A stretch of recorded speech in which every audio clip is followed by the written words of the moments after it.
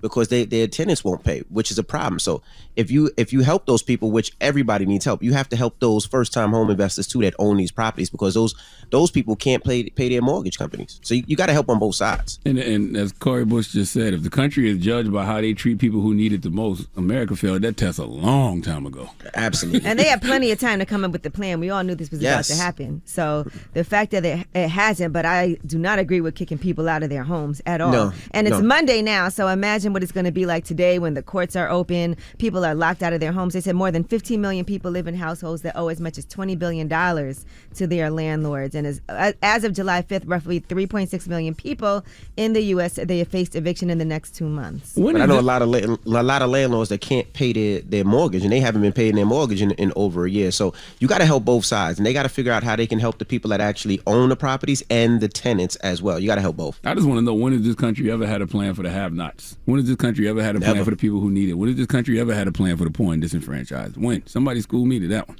And as things are getting worse right now with COVID, and now people are getting evicted, just imagine it's a health crisis, it's a housing crisis happening simultaneously. And that's a state-to-state thing, too. It's not every state. Like, I know New Jersey extended. Some states actually had the power to extend. And crime will shoot up as well. Mm-hmm. All right, well, that is your front page news. All right. Get it off your chest. 800-585-1051. If you need to vent, hit us up right now. Phone lines are wide open. Again, 800-585-1051. It's The Breakfast Club. Good morning. The Breakfast Club. Wake up, wake up. Wake your ass. This is your time to get it off your chest. Whether you're mad or blessed, we want to hear from you on The Breakfast Club. Hello, who's this? Hey, good morning. This is Teddy. Hey, Teddy, what's up? Get it off your chest, bro. Hey, I want to ask you, do you have some more Bitcoin conference coming up? Do I have any more? This is this guy, Bitcoin Rodney, that actually did this.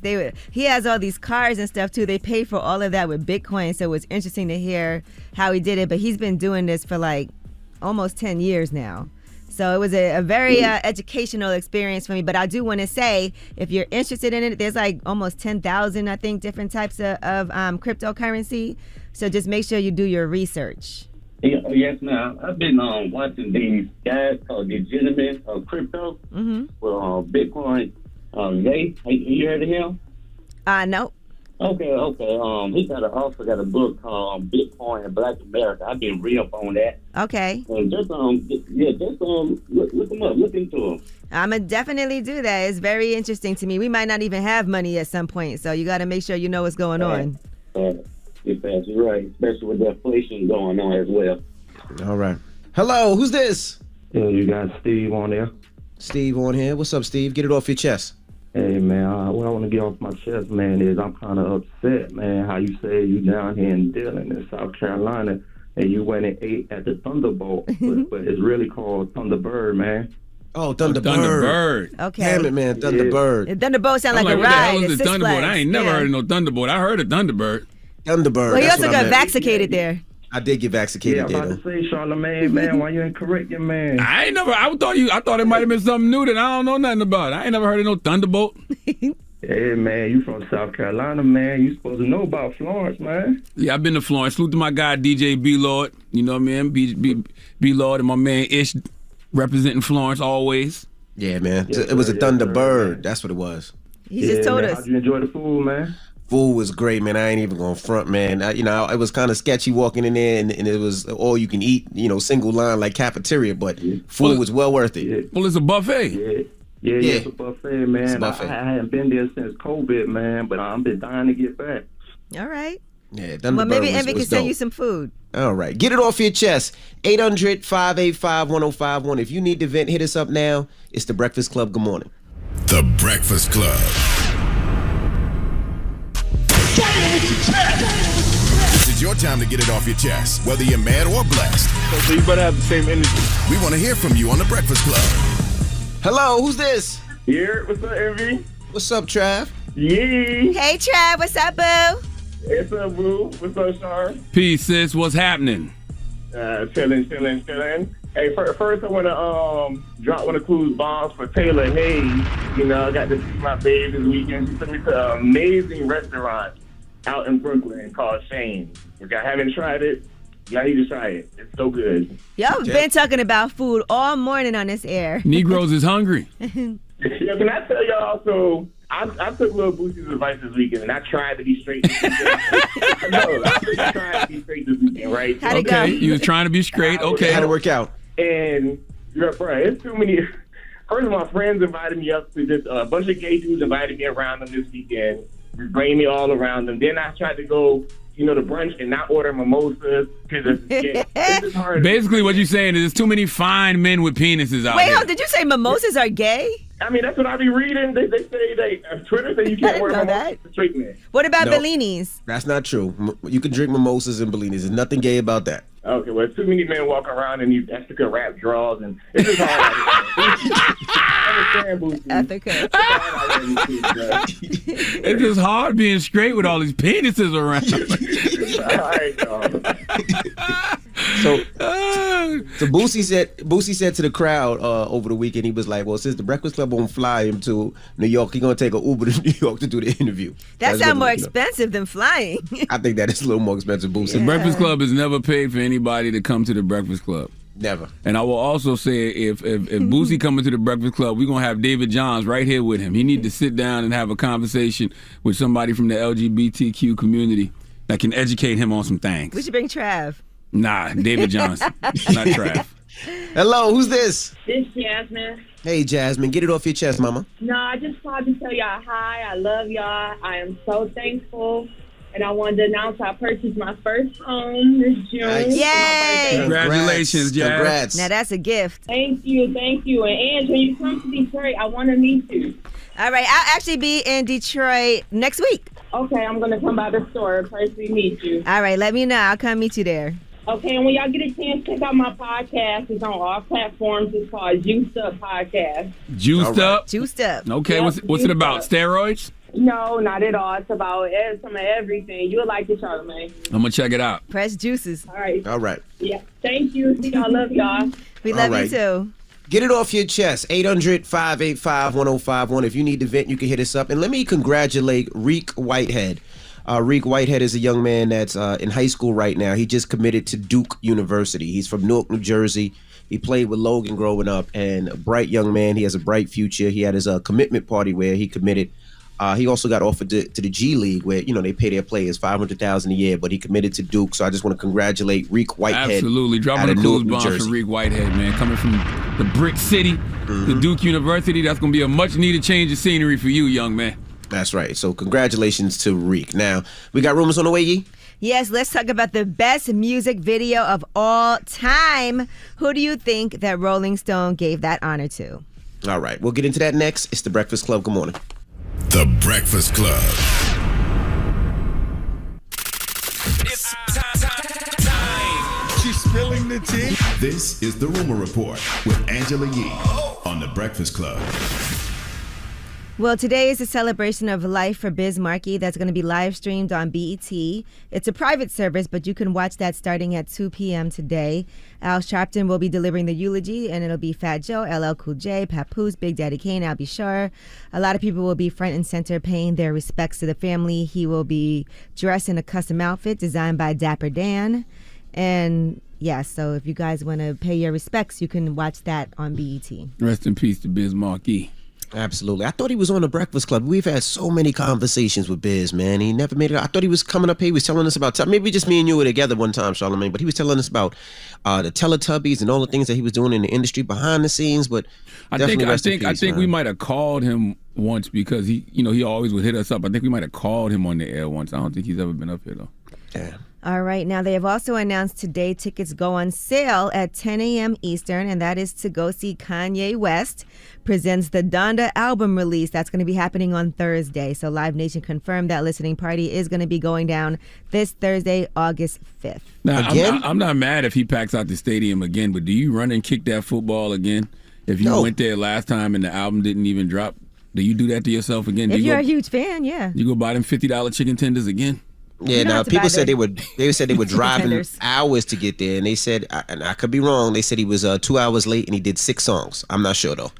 All right. Well, it's going to be creative direction by Balenciaga's Demna Gvasalia. I can't even. Oh pronounce yeah, that name. yeah, right. And the tickets are going to be priced. Why you get so excited? Just now, who the hell is that? I was just joking. $75. Oh, So if you are trying to go, they go on sale today at 10 a.m. Oh, congratulations, Kanye.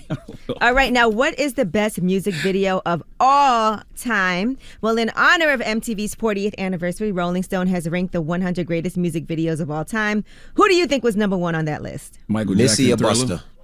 Michael Jackson, Thriller. Michael Jackson. I forgot about Thriller. Yeah, Michael Jackson, Thriller. You know what's crazy? Thriller's not even in the top 10. Oh, that's just stupid. On this list. The But list Billie is null Jean and is void. at number 10 on this list. Billie Jean was dope, but it wasn't Billie Thriller. Jean's dope. It ain't no Thriller. That list is null and void then.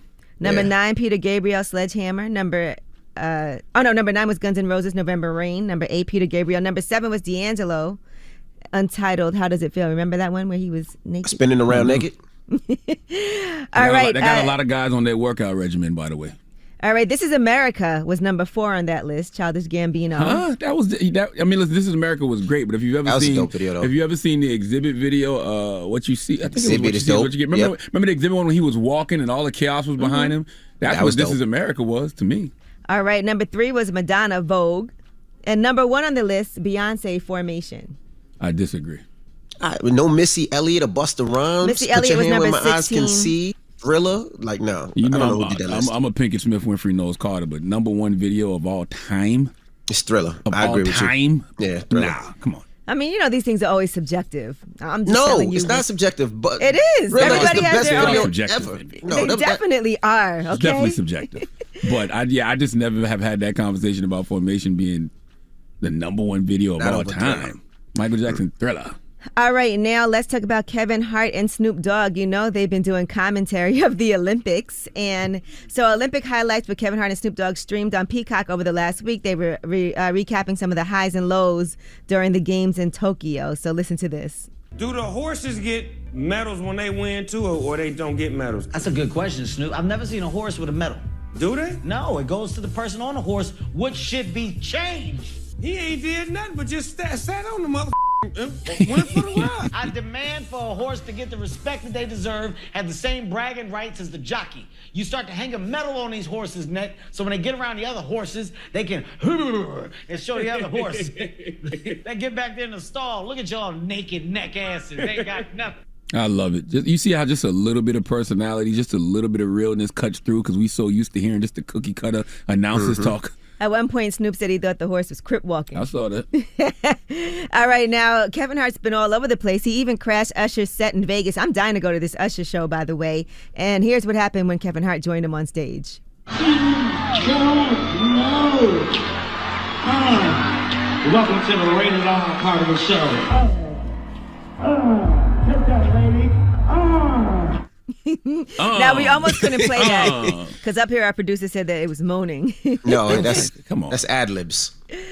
I thought that was funny. All right, and Young Blue, congratulations to him. He actually celebrated Moon Boy selling 24,000 in the first week.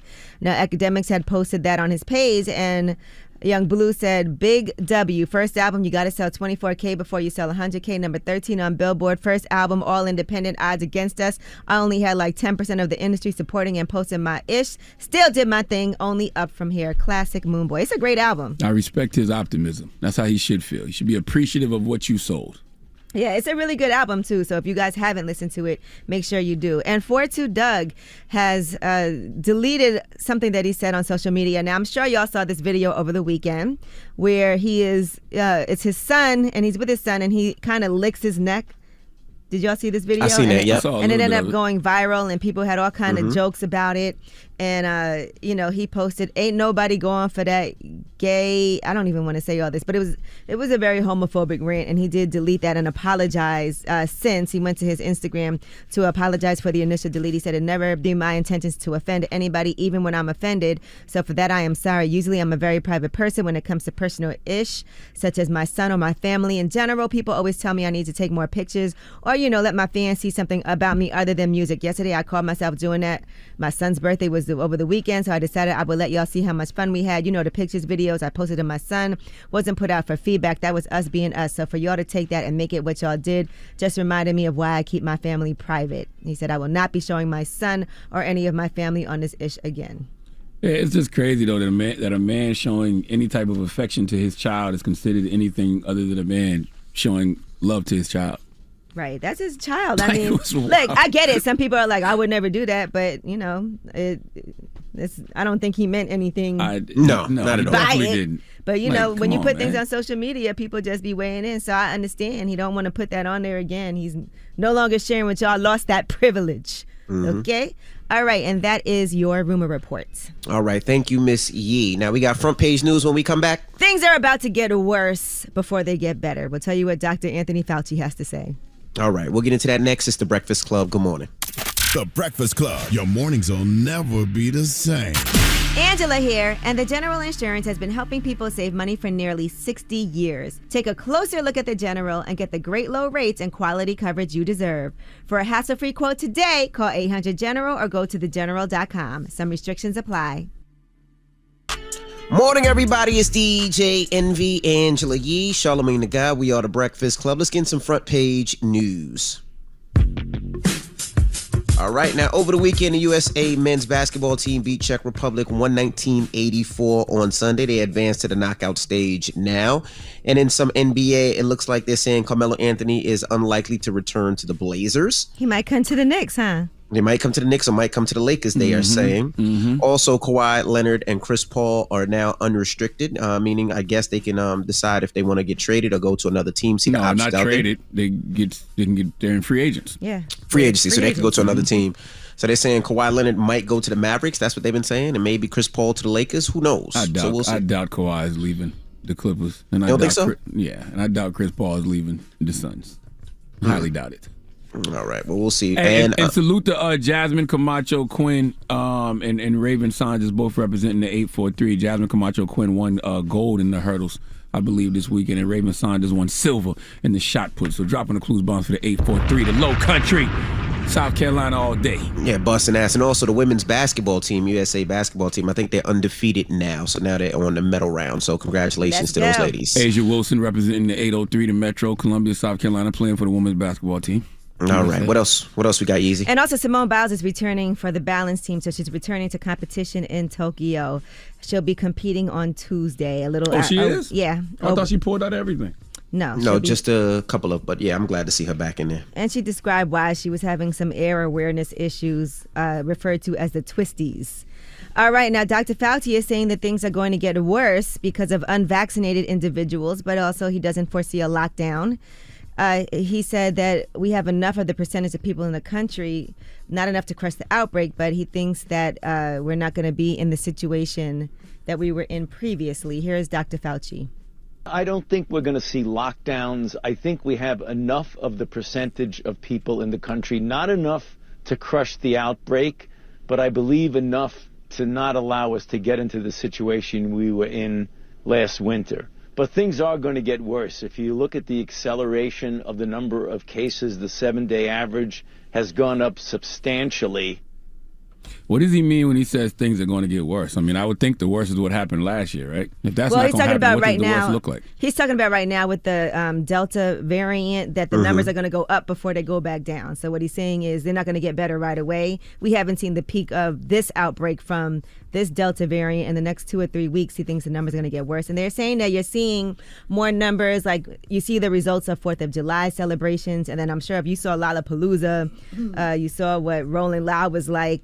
You can see those numbers. Florida has the highest numbers right now. So Yeah, I mean, yeah, that is terrible. But, you know, the worst is, you know, when people can't go to work. So folks care about being on lockdown and not being able to work more than anything. So when I hear him say the worst, but then say we're not going back on lockdown, I'm like, okay, well, what is the worst? But, you know, rising cases, yes. And I think it's also bad because school is about to start again, too. And a lot of kids aren't eligible to get vaccinated. So I'm sure that doesn't help either. But as far as being fully vaccinated, they did say at least 125,000 fully vaccinated Americans have tested positive for COVID, and 1,400 of those have died. They're calling those breakthrough cases in 38 states. And so what they're saying is a number of people who are vaccinated fully that actually have tested positive represent less than 0.08% of the 164.2 million plus people who have been fully vaccinated since January. Why do they play the percentage game, though? Because, you know, 125,000 people is 125,000 people, because you can do the percentage game with anything. You can do that with actual COVID deaths. You could say 600,000 of 320 million is a low percentage. Like I don't. I think they're trying to why they do encourage that. people to get vaccinated because they're saying that there's a very low percentage if you're fully vaccinated that you'll get it. Of course, there's breakthrough cases because it's not 100% effective. But for some people who are saying, well, I'm not going to get vaccinated because some people are getting it, they're saying it does offer you protection. Well, I know a lot more people will get vaccinated when it's fully approved by the FDA. And they're working on that now. They say they're working on that now. But I mean, like, it's very scary. We've been talking behind the scenes about people that we know who recently got COVID and got the Delta variant and how it's affecting their body. So it's very scary. It is very scary. Wear your mask. And like I said, I'm scared for my kids at this point because they can't get vaccinated. You know, they're under the age, but they still have to go to school. It's just very scary. Right. And, you know, and in Florida, the governor has blocked school mask mandates. So Florida Governor Ron DeSantis has issued an executive order Friday. He blocked those mandates in schools, saying parents have the right to decide if their kids should wear face coverings or not. He said in Florida, there will be no lockdowns, there will be no school closures, there will be no restrictions and no mandates in the state of Florida. In Texas, the governor there signed an executive order prohibiting mask mandates or vaccine requirements from government agencies and municipalities statewide. And could somebody ask Dr. Fauci or someone about the herd immunity thing? Because I would feel like that would have kicked in already. Right. Well, it hasn't. And I think it's also because it's a variant too, so it's mutated. And it's a lot more transmissible than the previous COVID-19 that we had. So they're saying this one is just like the chicken pox, like the way that it transmits. All right, and that is your front page news. All right. Thank you, Miss Yee. Now, when we come back, Jalen Rose will be joining us. The legend.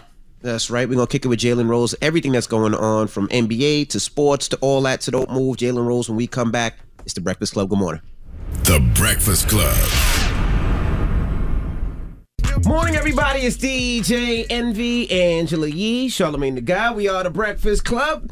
We got a friend to the room, a brother to the room. Man, I feel like I really know you because I watch you every day. You know that's what I'm mutual. saying? Like literally every day I watch Jalen and Jacoby every day. Appreciate the love. Is here, man. What up, Doe? What's going on, man? Welcome back, first and foremost. And how are you? How are you? I'm doing great. It's been a tough, to be honest, it's been a tough like 12 to 18 months for me personally and professionally and my family in particular. Condolences on your mom. Thank you very much. I went from being one of the people in the crowd that was really fortunate to be like, I haven't had a lot of deaths in my family. And, you know, my grandmother's 100 years old.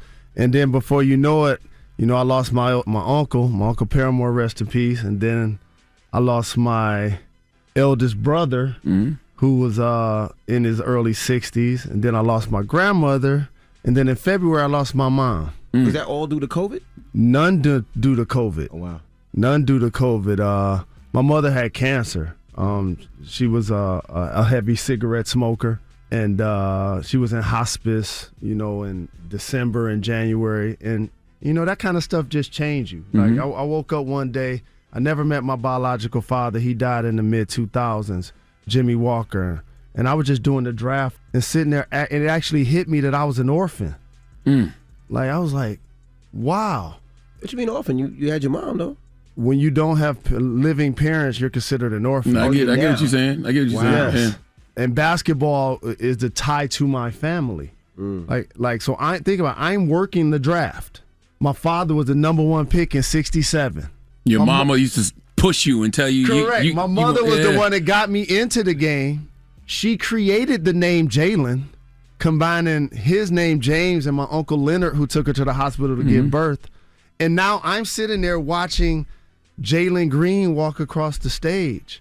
Jalen Suggs walk across the stage. Jalen Johnson walk across the stage. And my mom created the name. Yeah, I remember I read something. Or maybe it was in the Fab Five doc that the name Jalen shot up during your Fab 5 days or something like that. Yes, like people naming their kids Jalen. And that's the most humbling thing that's ever happened in my life or my career, to have people come up to me and tell me the origins of why somebody's name is Jalen. And if you notice, each of them are under 30 years of age, because when I was in college, it was from 91 to 94. Yeah, you and Nas. I think Nas definitely. Yes, I think you and Nas are responsible for a lot of names. How you dealing with that grief though? Because I remember watching you. I think you was on Maria Taylor when you was just talking, and you clearly broke down. Like, how you dealing with it now? And I think being hardened by society and just being a black man and being an athlete and growing up in the street, we're learning to suppress our pain. That's right. And or mask it. That's right. Whether it's partying, drinking, or smoking, or bad habits, or whatever. And so it's been a unique space for me in a lot of ways. But I'm really fortunate. I'm highly favored, and it's just one day at a time, really. That's kind of how I handle it. And the responsibilities in my life change. Like I tell young people all of the time, the circumstances in your life change when all of your bills are in your name. You know what I'm saying? Like, not your phone bill, not your car insurance, not all of your bills are in your name. And I found myself doing estate planning as a 48-year-old man, and 4 of the people that were like a part of that are gone. Wow. And it was kind of eerie to have to do that over the last month or so. Wow. Was there ever times in like high school, college, even the pros, where you felt the way you felt mentally and emotionally? Like, we see everybody taking their breaks now because we understand what mental health is. Was this the most difficult thing mentally you had to deal with? Yes, and shout out to Naomi Osaka. Shout out to Simone Biles.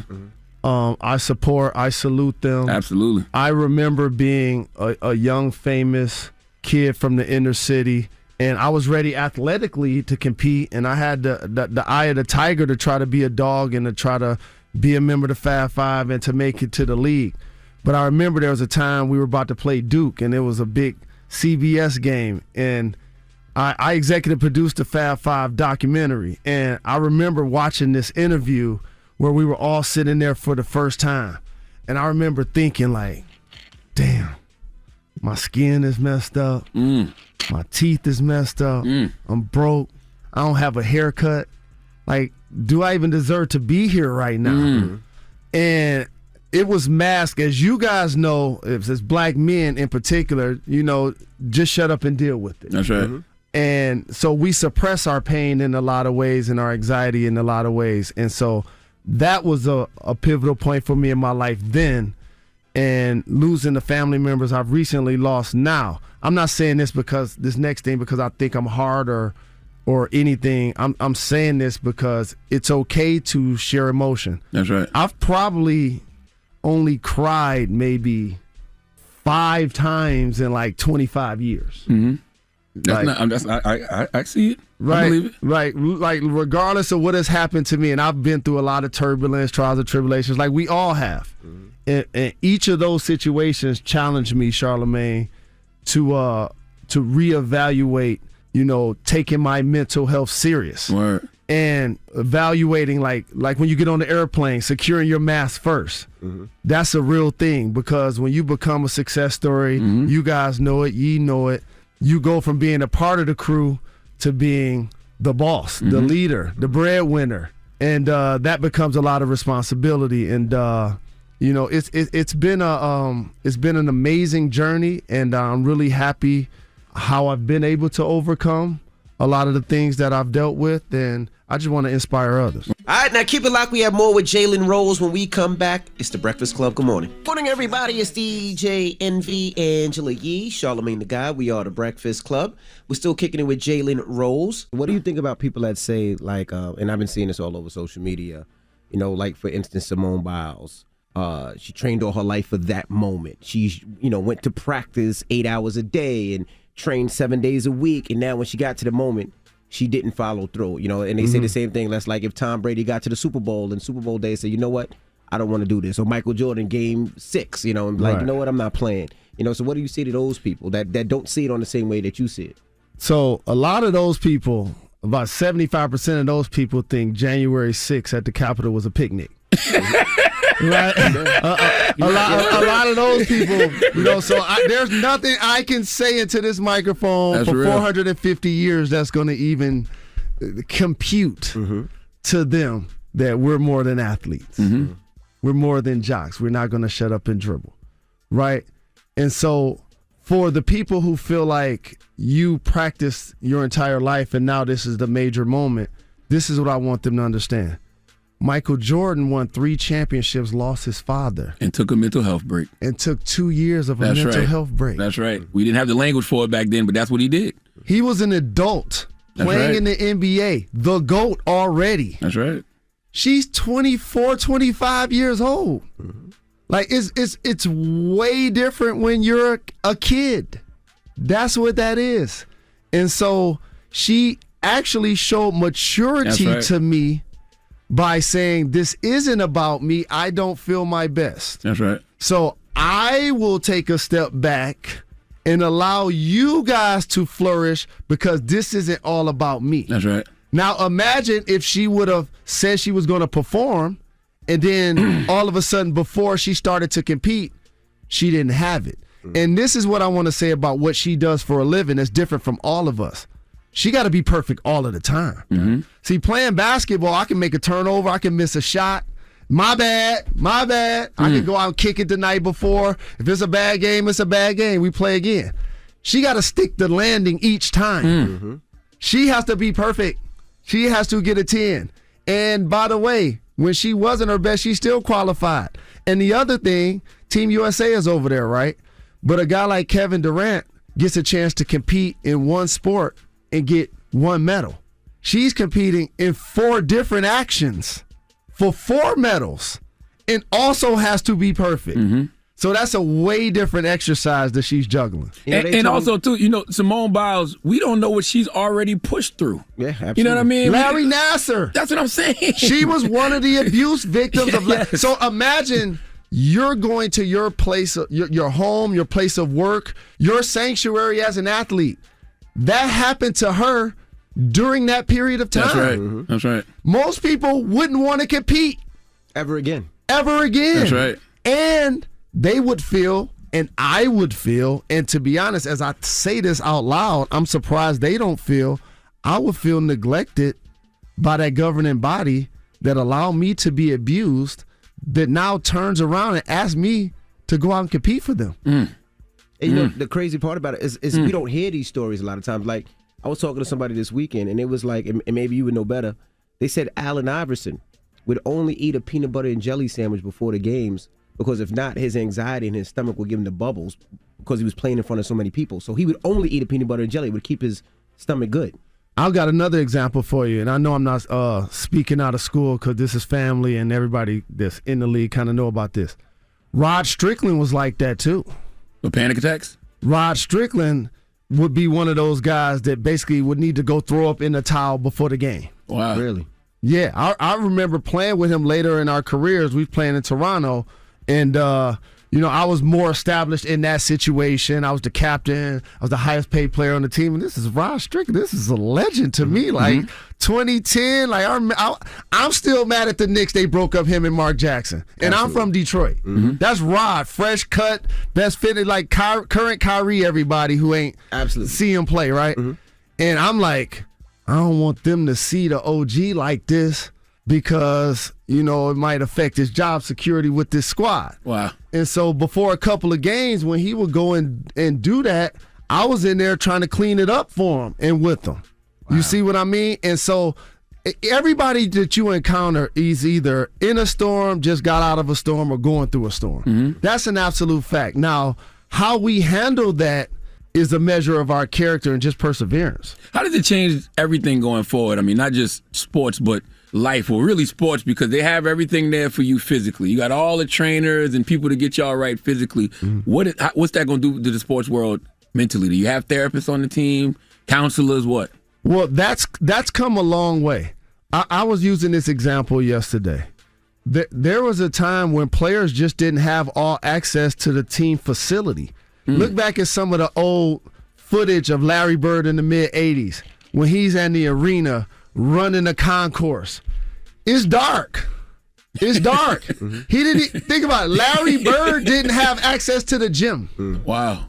And so as relationships grow and you get paid more, you become partners, and owners start to appreciate you more than just being, a commodity, then they start to treat you more with like a level of autonomy. Like you see Aaron Rodgers dealing with this right now with the Green Bay Packers. And so the teams now do a great job not only trying to load manage quote unquote players with their injuries, and to me it's a difference between recovery from a horrific injury. Like if Kawhi Leonard is gonna miss some games, like I saw him mess up his knee, like that knee's gonna be messed up. If you mess up your knee, it's gonna be messed up forever, that type of thing. But the exact same thing they are now doing for mental health, making sure counselors are available, make sure that you have the support you need. Teams are doing a terrific job of making sure that athletes and your support group, your family, your kids, and even retired players definitely have access if they want to take advantage of it. I know you got 15 minutes. I know you got to go. I know you got a live hit. Russell Westbrook, LA Lakers. What's your thoughts? I'm so happy for Russ because he about to reinvent himself. You think so? Watch this, family. This happened with Carmelo Anthony. If Melo would have ended his career after being released by the Houston Rockets, we'll look at my guy, the future Hall of Famer, and the narrative that people with a pen and pad, they would write different about him. But he goes to Portland, resurrects his name because top 10 scoring. You get a chance to see him come back to New York. You get a chance to see him like go out like he's supposed to. Like he should, absolutely. Right? Russell Westbrook has always been an underappreciated player. I'm going to tell you why. He plays the same speed the entire game. Yep. And this is the greatest compliment I could pay him. He plays like they're not keeping score. Right? So the first 2 minutes of the game, he's going to play with a reckless abandon.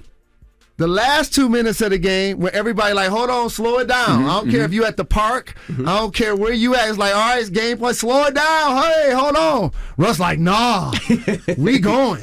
Right? And so that is what people, that's what makes him the most polarizing. But as far as his productivity and his speed and his killer instinct and breaking the Big O's triple-double record and his rebounding and stuff, he's going to be great for the Lakers. All right, now keep it locked. We have more with Jalen Rose when we come back. It's the Breakfast Club. Good morning. Morning, everybody. It's DJ Envy, Angela Yee, Charlamagne the Guy. We are the Breakfast Club. We're still kicking it with Jalen Rose. Charlamagne? I love seeing you and Chris Webber back on good terms too, man. Like, how do you think that healing happened? I think it happened through the loss of my mother. I really do, because his parents were at the funeral. See, this is what's crazy about relationships. Like you and I may be family for 10 or 15 years and fall out, but we still got so many people in common. And they shouldn't become collateral damage because as adults we're not currently seeing eye to eye. So it's dumb when I'm at my mom's funeral, I'm hugging his mother and father, and me and him ain't seeing eye to eye. Life is too short for that. And so I just think that became a seminal moment to where it was like, all right, it's kind of put down the gloves. What was that conversation like? Because I saw when he got into the Hall of Fame, he was on with you, and I heard him say that at the end, man, you know how much I love your mom. And I'm like, wait a minute, we missing a whole storyline here. When did that reconciliation happen? Well, to be fair, in theory, if there's to be a sit down and eye to eye or one-on-one, that's supposed to happen now that the season has ended. That's right. And I don't know if I'm gonna say it because I just, life may be over tomorrow. This is something that you guys would be proud of. I literally looked down at my phone yesterday, and there was a text from C Webb to the other 4 members of the Fab Five.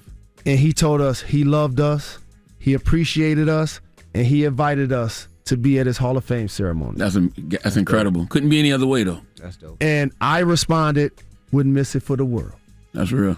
And shout to Ray Jackson, who recently lost his father. And it's like, growing up in the public eye, it's crazy. I get a chance to run into like media members and people that have been assassinating my character for 30 years. It's crazy as you start to become an adult. So I think we will be healed moving forward. Jawan's the head coach, doing a great job at U of M. If you guys ever in Michigan, I'm a season ticket holder. Love you guys to come to a game and represent. But it's going to be great when we're all standing at half court in Ann Arbor, Michigan, while Jawan suited and booted coaching the team, and they're honoring our team. That's right. That's right. I know you're happy, too, that the NCAA is finally letting college athletes get paid. That's something you've been championing forever. Hey, man. You've been on the front lines of that fight forever. Right? It's crazy. as you start to get older, I remember like watching Muhammad Ali get vilified for so very long. And it hurt me when I saw him carrying the torch in Atlanta and he had heavy Parkinson's. And I took it almost as like we waited this long as a country to celebrate my hero. And that really bothered me. And I felt like that about the Fab Five and the NCAA for so very long because people were lining their pockets and the fans know what we brought to the table, the Fab Five, what we brought to the culture. And I just remember those years being called a thug or being called a hoodlum. And by the way, some of my college years I actually was. You know what I'm saying? That was right. But we are not allowed to grow and mature. And so I'm happy for the NCAA that they now realize that this indentured servitude that you've been doing, and I'm going to be frank, it happens in the sports dominated by black athletes. That's right. It's such a remnant of slavery, right? It's, all right, after high school football player, you can't go to the league for 3 years. Right. But if you play tennis, if you play golf, if you want to be a race car driver, be professional immediately. You could be a pro immediately. That was only in football, and that's only in basketball. And coincidentally, in particular, football, these are the sports that fund the entire athletic program. The entire athletic program. That's So right. in other words, I need to keep you in school to fund the program and make money for the school. And so it's obvious that it was going to eventually happen, but I'm happy that it's finally happening, but better late than never. Does it work retroactively? Because I believe those Fab Five jerseys. Come on, man. Not only that, but like, people lost their Heisman trophies. Yeah, Reggie Bush needs to get that Reggie back. Bush lost his Heisman. But here's what's crazy, and like that's why I'm really fortunate that we stand on the shoulders of giants. We didn't know about trademarking and all of that in the early 90s. And I stumped some young people the other day. I was like, I didn't know my credit score in college. Like times were I was using a floppy disk. And so imagine if we were able to trademark in one way, shape, or form the entire Fab Five. Yeah. Black socks. The first time we wore black socks, 3 of us had on black socks, 2 of us had on dress socks. I had on dress socks over my white socks. They didn't even have 5 pairs of black socks at the mall. They didn't have 5 pair of black socks at the mall. What about Hirachis? Yeah. Those came out, got re-released a couple of times. So like there were so many things. The longer shorts. That was something that wasn't being done. Right. And so the answer is no on the retroactive jerseys. Not going to be able to do it. But Jalen, I know you got to head out of here, man. We appreciate you for joining us. Anything man. you need to plug? Hey, I'm one call away. I watch the show every day, whether it's on YouTube or listening to it in the car. You guys started this show, I think, about 10 or 11 years ago. Yeah, about 11 now. Yeah, Right. 11 years ago, That's the same. We started Jalen and Jacoby the same time y'all started this show. Wow. I've always looked at our show as a mirror sports version of this show. So I want to applaud you guys for y'all professionalism, for y'all courage, and for y'all voices. Nah, same to you, Appreciate man. it. You know what I mean? I literally watch Jalen and it's- Jacoby every day. Y'all know it ain't easy Nope. to criticize people that you got to run into, that you one text away, and to be 10 toes down at all times. It ain't easy. You got to keep your head on the swivel. But you know what? It's just funny you say that because I look at you and you carry yourself with a certain level of integrity, even doing something like apologizing to press. Because it helps me to grow as a broadcaster too, and just For as a sure. human. Absolutely. So I appreciate and got mad love for you guys. Don't hesitate to reach out. And if y'all ever in Detroit, please stop by JRLA. Tuition-free, open enrollment, public charter high school. Started in 2011. Okay. All right. Well, I'm out there actually next Tuesday and Wednesday, so I'll give you a call. Yes, indeed. Appreciate All the right. love. It's Jalen Rose. It's the Breakfast Club. Good morning. Morning, everybody. It's DJ Envy, Angela Yee, Charlamagne the Guy. We are the Breakfast Club. Let's get to the rumors. Let's talk Nicki Minaj. Listen up. This just in. All the gossip. The Rumor Report. Gossip. With Angela Yee. It's the Rumor Report. The Breakfast Club. Well, wouldn't you love to see Nicki Minaj host the Real Housewives of Potomac reunion? It looks like she's a fan of the show. She has her own remix of what it would look like for her to host that reunion. She said, I'll be hosting the reunion. Let me know what y'all want me to ask, child. And of course, the women on the show were all for it too. And she said, don't move. Everyone binge watch all the episodes because we finna get into some things, hunty. My questions will be well thought out too, mixed with funny and epic, of course. And Barbs, please don't send me a million comments about the album. And Doc, child, just let me have my moment. We almost there. Promise, not lying this time. Love you. I mean, it would definitely be one of the highest rated It would be the reunion highest shows rated. Yeah, I ever. think so. And if she watches the show and loves the show like she says, I think it'd be great. And you know I love the Real Housewives of Potomac too. So I would be all Nope, into that. you can't get that job. Nikki got it already. No, I would love to watch her do her job. I'm saying I watched that show for real. Yeah, salute to Giselle Bryan and Robin Dixon. They got a podcast on the Black Effect iHeartRadio podcast network called Reasonably Shady. You should check it out. All right, now she also posted a conversation she had on text with her publicist. Andy Cohen said he would gladly give up his seat to have you host the Potomac reunion. Tapes around October, and she seemed really excited about it. So she says she wants to do it. Well, get that bag ready for Nikki, and I'm sure she'll be there. That's actually dope. I like when people who actually like a show and actually watch a show host those type of events.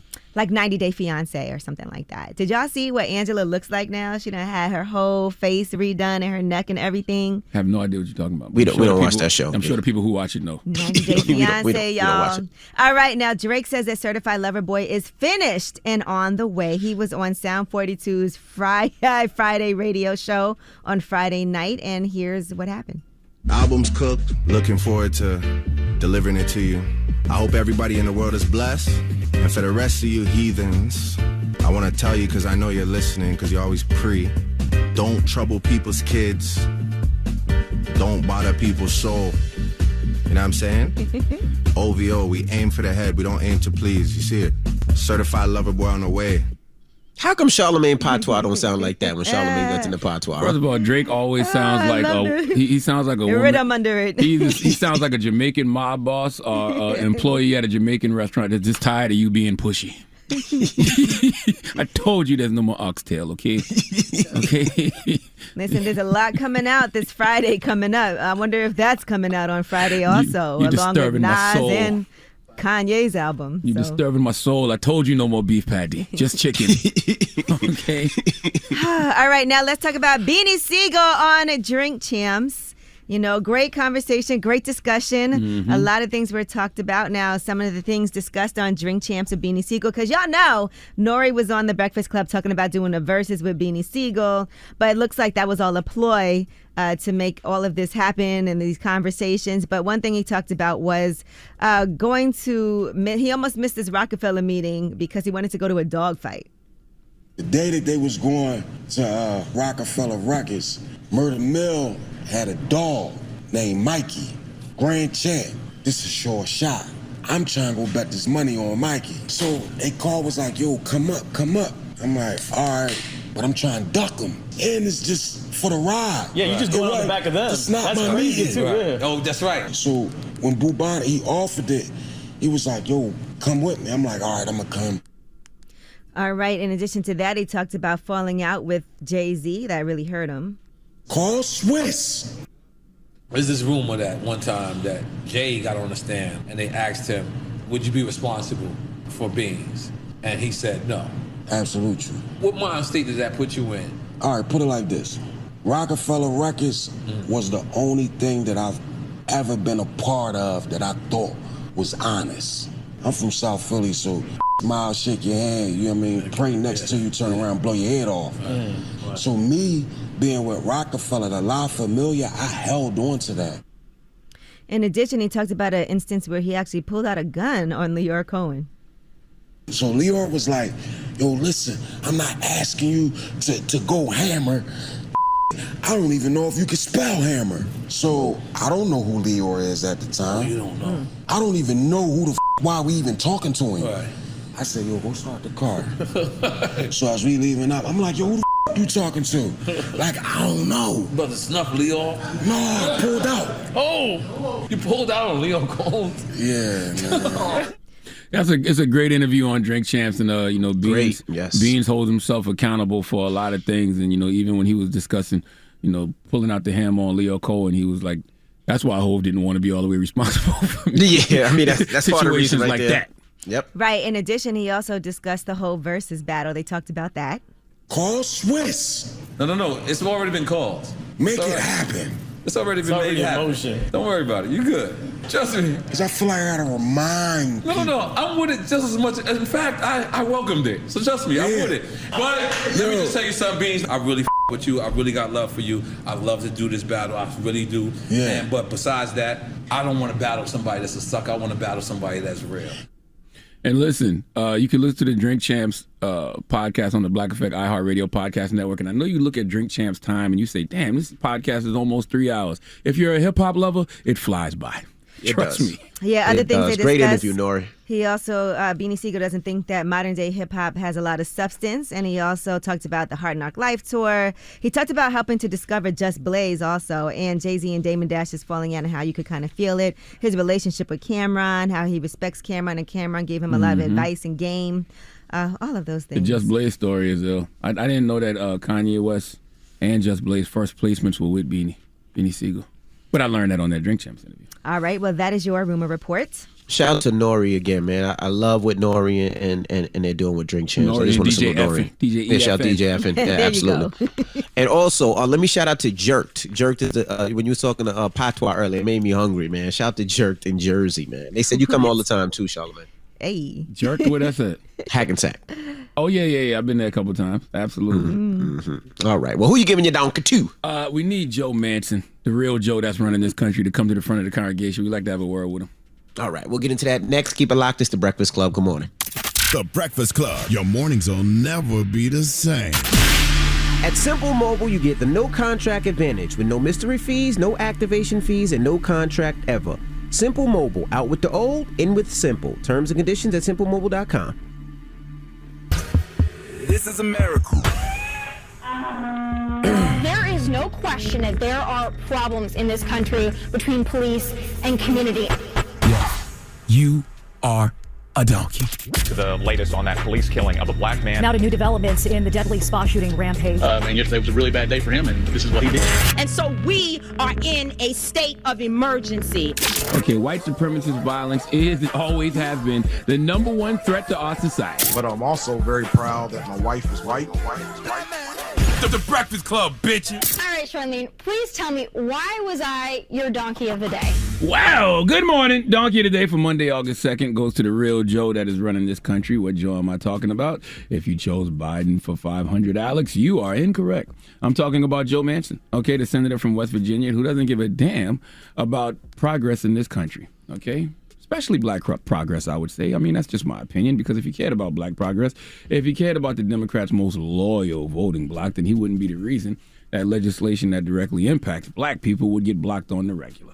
All right, Joe Manchin is the senator of GOP-leaning West Virginia. If you think for 1 second that he gives a damn about what the Democratic Party gives a damn about, then I got some air from a Kanye West listening party I want to sell you. Okay, now yesterday, Joe Manchin was on CNN State of the Union with Jake Tapper, and he was asked a direct question about whether he could imagine supporting a carve-out to filibuster rules to help pass voting rights legislation. Why do we need voting rights legislation? Because I have told y'all on this radio as simply as I possibly can that they are trying to stop your black ass right to vote. All right, and there's this thing called the filibuster, and if they get rid of the filibuster, they can actually get some things done, okay? Like voting rights legislation. For all my folks who don't know what the filibuster is, I've told y'all over and over, it's just card blocking. Okay, that's all.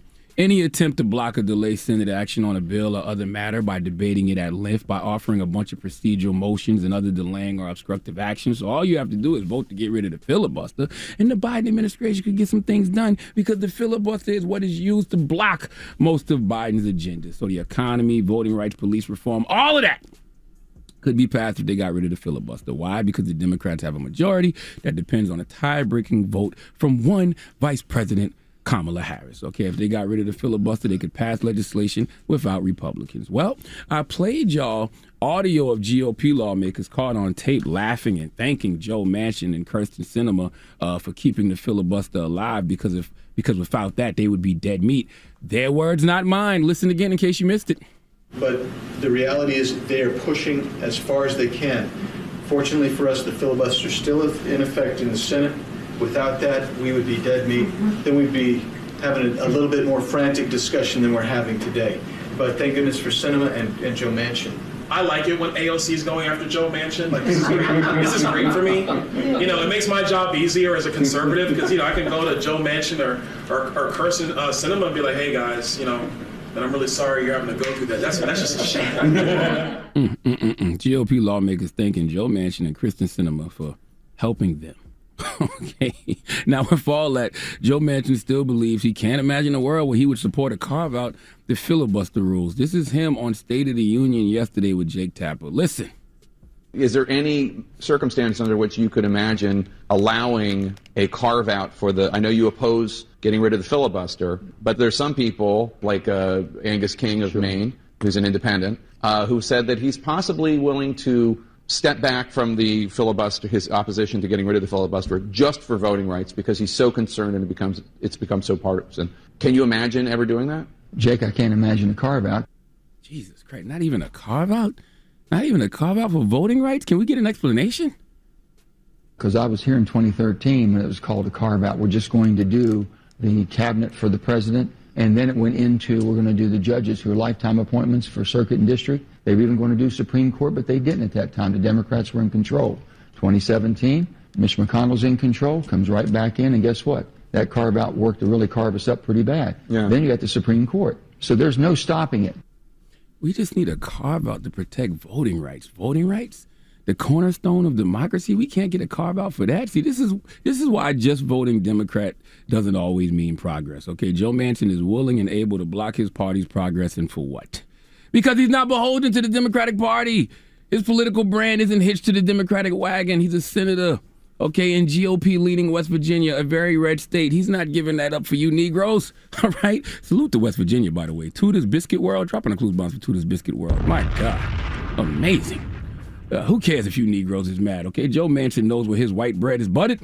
Apologies, he doesn't want butter, he wants mayonnaise. Let me do that again. Joe Manchin knows where his white bread is mayonnaised. And it's not with you Negroes and you Negro lovers, okay? Here's the thing. I just will never understand why anyone who claims to be a patriot, who claims to be a proud citizen of the United States of America isn't trying to fight like hell to preserve what is the cornerstone of democracy. Free and fair elections are what democracy is all about. So if you love America like you say you do, you would fight like hell so folks can have the right to vote. Well, I can guarantee you this.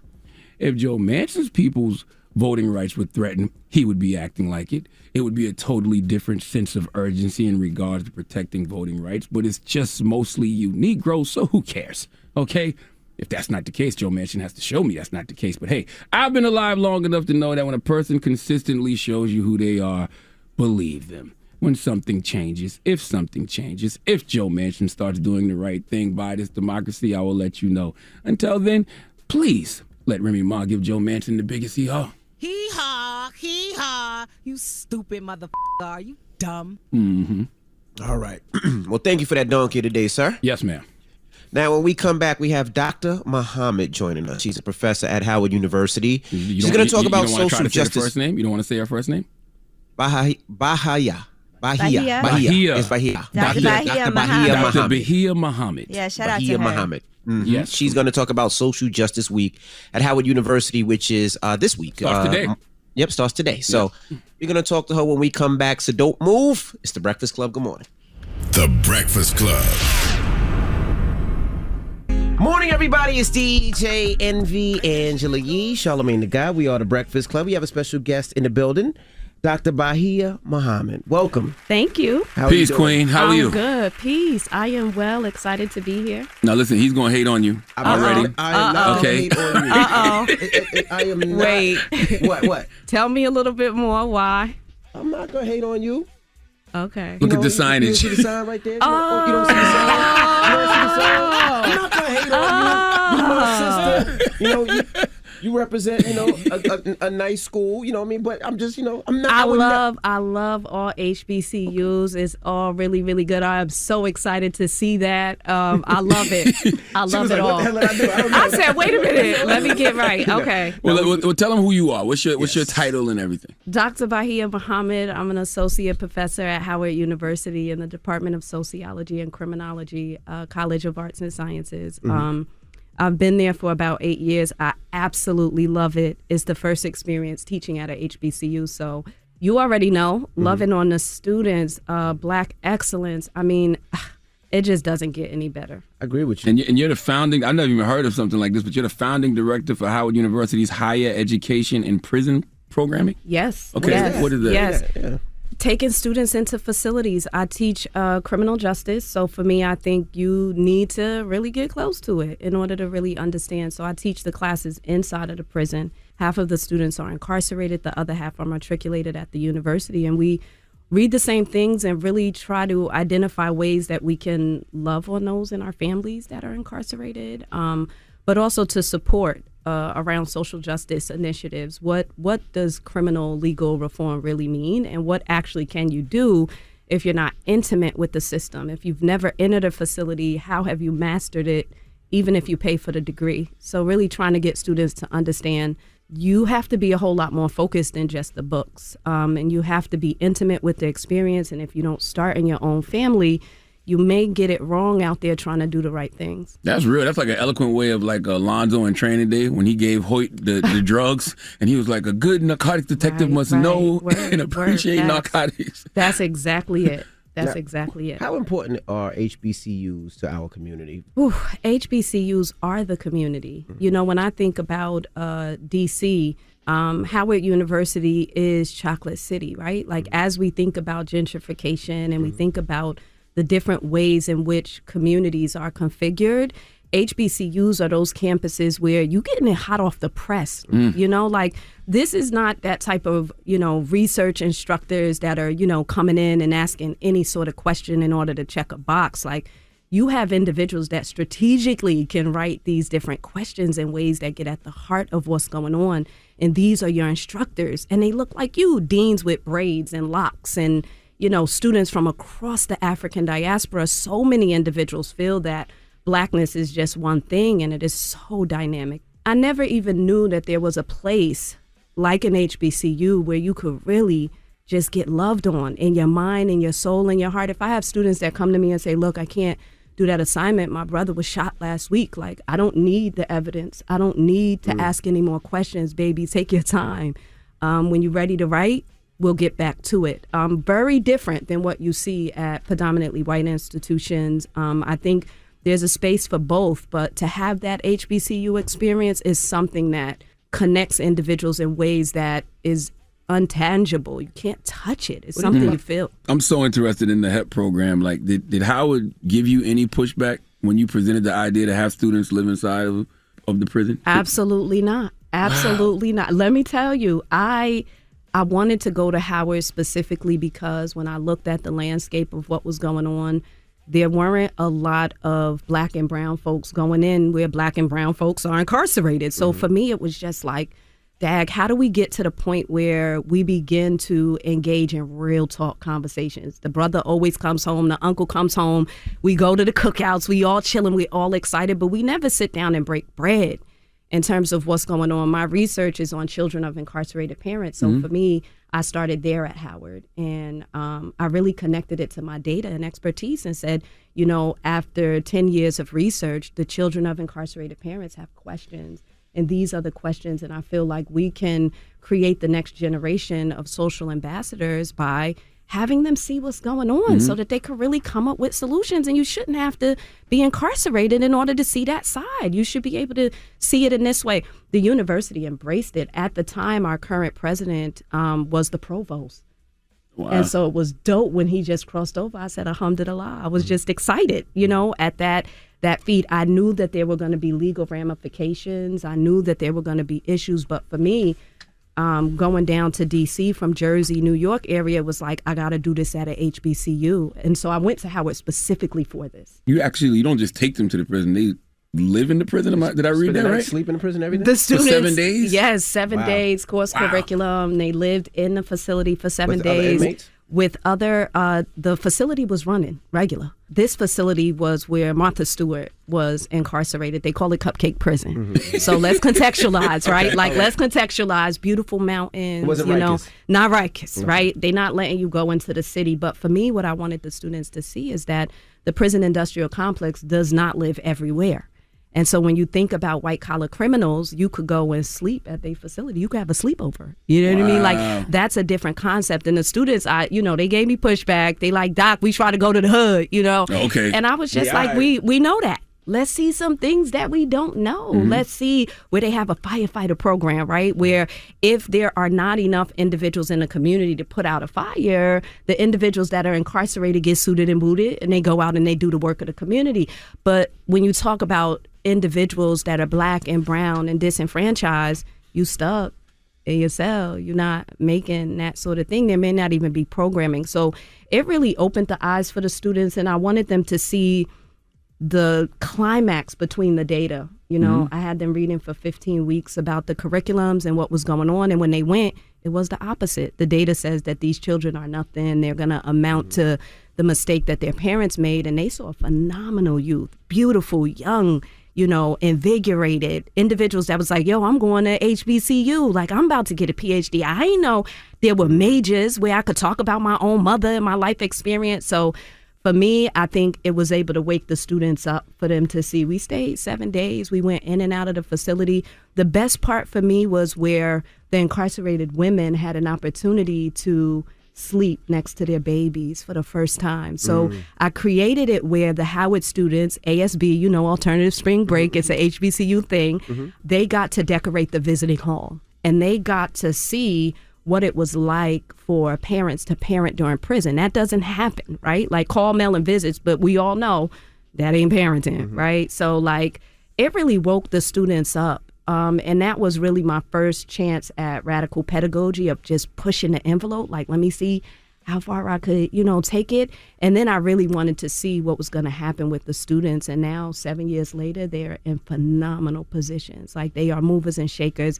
It has changed their lives in ways that, like, that was a dream come true. So what were you hoping that they learned from? I wanted them to learn that we are all human, and that I don't care if you pay $40,000, $100,000 for a degree. You're not an expert in an experience that you haven't touched and felt. That's a fact. Right. That's a fact. All right, we got more with Dr. Bahia Mohammed when we come back, so don't move. It's The Breakfast Club. Good morning. Morning, everybody. It's DJ NV, Angela Yee, Charlamagne the Guy. We are The Breakfast Club. We're still kicking it with Dr. Mohammed. Charlamagne? I know that you chose to implement State of Emergency, Tamika Mallory's book, as as required reading for your social justice course. Why that book? When I think about the movement now, when I think about all of the students, there was a cry for an answer. And a lot of the students, were looking at historical pieces, looking at a movement in retrospect. State of emergency is now. It's happening now. Like, it's real. It's contemporary. It's right. It's a contemporary social justice movement. And I also wanted them to understand that knowledge is everywhere. And you don't have to have an acronym behind your name in order to be respected and understood. And State of Emergency did that. I wanted to have a book in the class that I teach in the community. So you have formerly incarcerated, currently incarcerated, detained youth, senior citizens, veterans, a variety of individuals taking the class. I wanted to have something that could bring us all together. And that book, it did that. That's Tamika Mallory's book, if y'all don't know. Do you think State of Emergency should be required for, like, all social justice curriculum? Absolutely. Are you kidding me? The conversation was live. Like, the students, first of all, we started off just talking about the beginning. The conversation, Cardi B, Angela Davis, like, you gotta stop. Like, I just got excited because, like, where would you see that? Like, when would you? And the good thing about it was, the students was holding that in the entire time. Like, that would have never been a conversation that I could have ever had in my class, even if I played a clip of music, right? Like, how would I have ever merged those two? That intersectionality would have never happened. So to start with that was wonderful. And I think a lot of the students started to think, like, wow, you can be beautiful and on the front lines. You could be super dope and dressed in these sort of ways. One of my students said, when I got into the movement, I thought that I had to leave my ghetto behind. And once she read the book, she said she learned that you bring all that you have, because the people need everything and they need to see all type of people. So there was strategy in the book. I think a lot of the students also talked about love and commitment. So I could see this in a sociology and criminology. I could see it in the humanistic social sciences. I could see it in an art and activism, class. I could see it across the band because it gives individuals a starting space. And the language that's used is just real. Like, it's raw, it's real. And the way you're able to dig in, it almost reads like it almost reads like a soundtrack. Wow. Yeah, that's interesting. I mean, that blows my mind, because that's more important than any list or anything. The fact that state of emergency is a part of a curriculum at a HBCU. You know what I mean? Like, that's what books are about to me.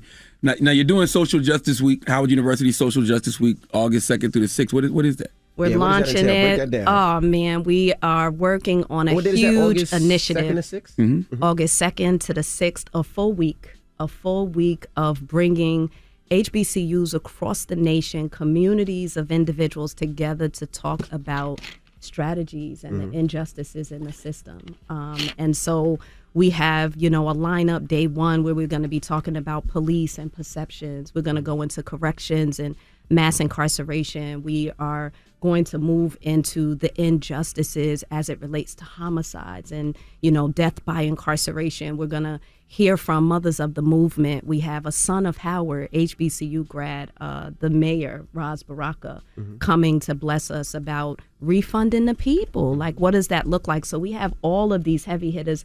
Of course, the Queen, Tamika Mallory, talking about the book, Until Freedom. So we have a huge just lineup of individuals that are, being able to say, Howard University is here, right? Like, we're not playing, and we want everybody, right? Like, we want all HBCUs. We want all students. We want all hands on deck. We have to look at this seriously. We are in a state of emergency.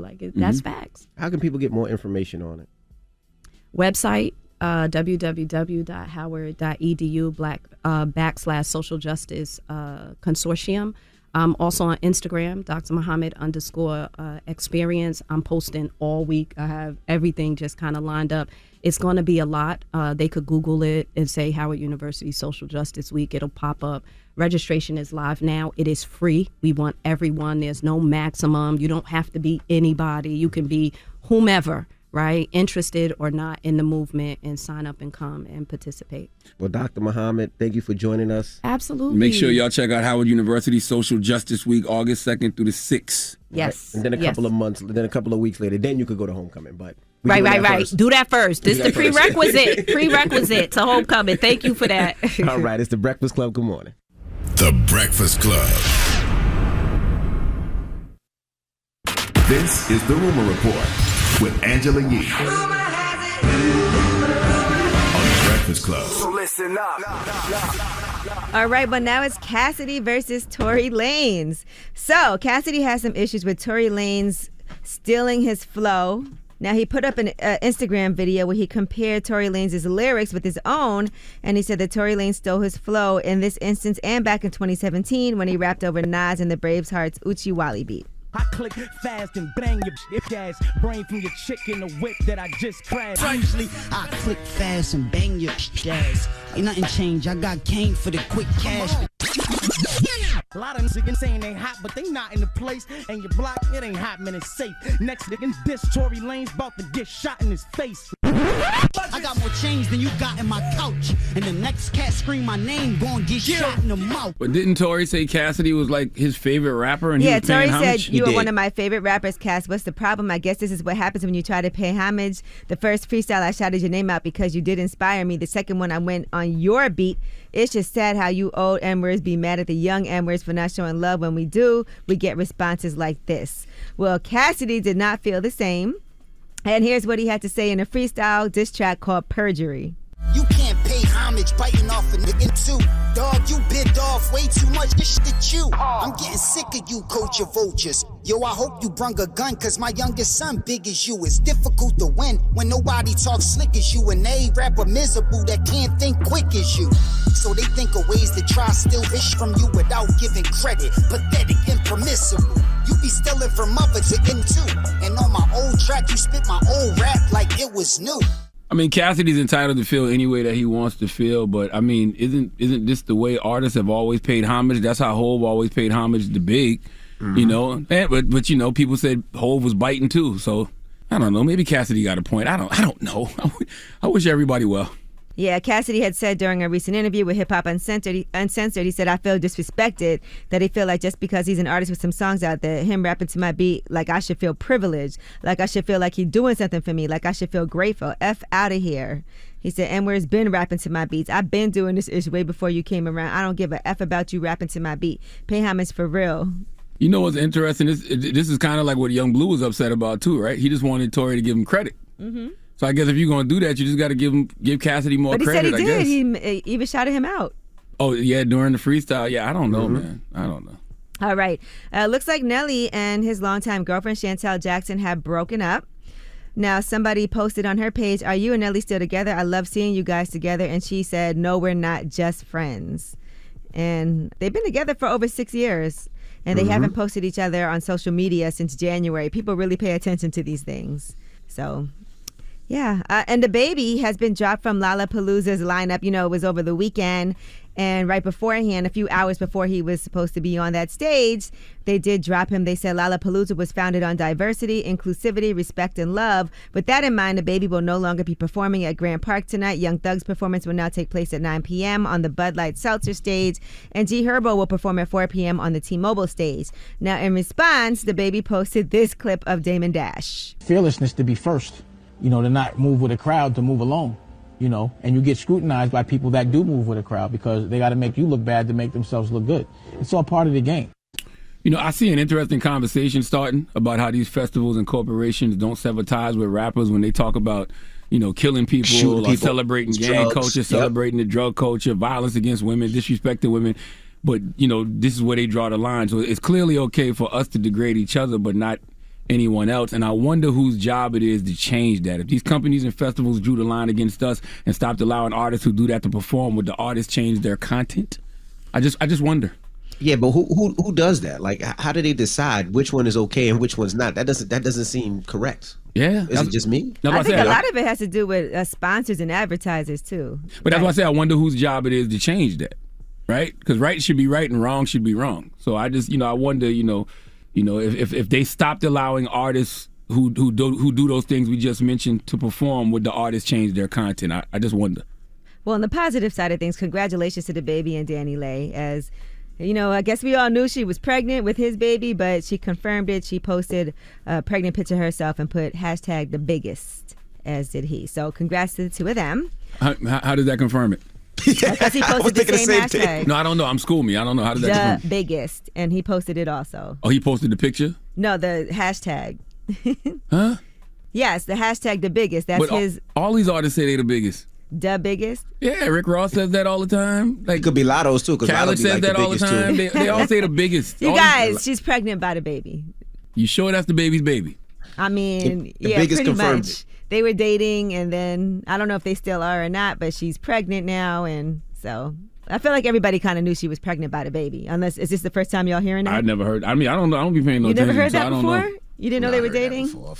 All right, and Lamar Odom has to pay $380,000 in child support after a judge ruled that he hasn't paid a cent of support in over a year. So in all, that is $91,000 in outstanding child support, $88,000 in missed rent, $161,000 for the college funds and expenses, and nearly $40,000 for her legal fees and expenses. So he also didn't show up for a key hearing in the case, even though they gave him notice as well. But he will be fighting 53-year-old Riddick Bowe in a celebrity boxing match, so that's going to be happening also. Why are they doing that, man? Need the money, man. Yeah, but don't do the bills that. you got to pay. God damn. That's going to be happening October 2nd. They should.